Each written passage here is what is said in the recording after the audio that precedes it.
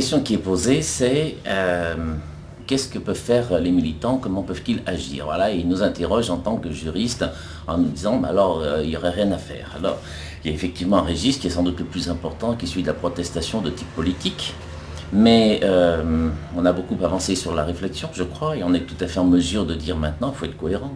À partir du moment où vous dites qu'il y a des violations des droits, et que vous en êtes convaincu, il doit y avoir un moyen d'agir pour faire sanctionner ces violations des droits. Donc il faut inverser le jeu, c'est-à-dire que ce ne sont plus les militants qui tentent des actions et qui risquent d'être poursuivis.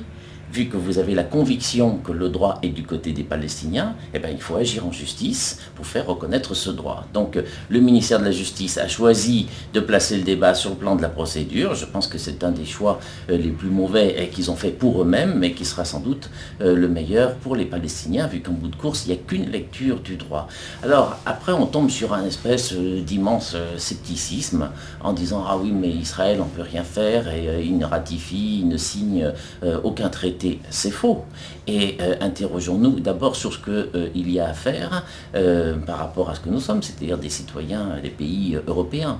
Un État vit de relations internationales et Israël, comme d'autres, ne peut pas se passer des relations avec l'Europe. Donc il y a des traités qui sont signés et des traités qui sont très efficaces.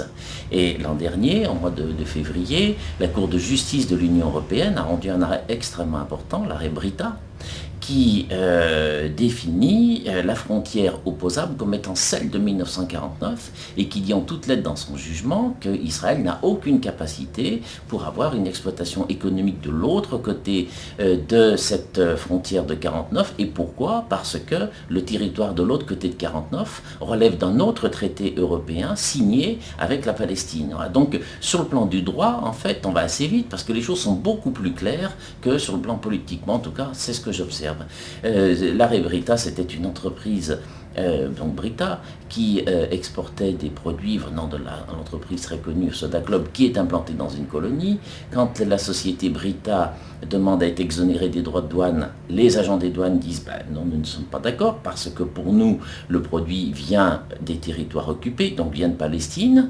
On interroge les autorités israéliennes qui disent non, c'est à nous. Et là, les douanes disent non, il y a un accord, il doit être respecté et on ne peut pas, en appliquant l'accord sur Israël, spolier les droits des Palestiniens. Donc ça bloque.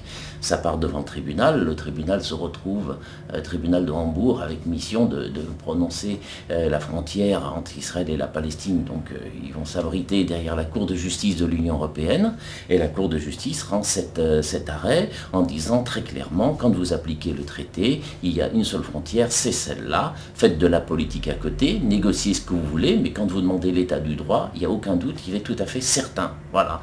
Alors la Cour, elle s'est prononcée sur un litige qui a été conduit par les douanes allemandes. Donc la seule question qui a été tranchée, c'est est-ce que les produits sont exonérés du droit de douane? La Cour, elle a répondu non. Mais quand on lit l'arrêt, il est dit en toutes lettres que l'activité économique pour Israël se limite à l'intérieur des frontières du pays, c'est-à-dire que finalement c'est simple comme 2 et 2 font 4.